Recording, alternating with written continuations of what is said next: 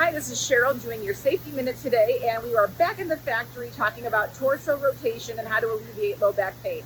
When you're doing a job that has you standing in front of the computer and constantly twisting, I'm going to show you how we're going to maintain even balance on weight distribution between both legs and turning with torso and not twisting. So this gentleman's working in electric assembly EA and has complained of right hip pain. As you can see, when he moves around, he's standing on one leg a lot and stretching over. What we're going to have him do is basically pivot and always be on both legs at the same time.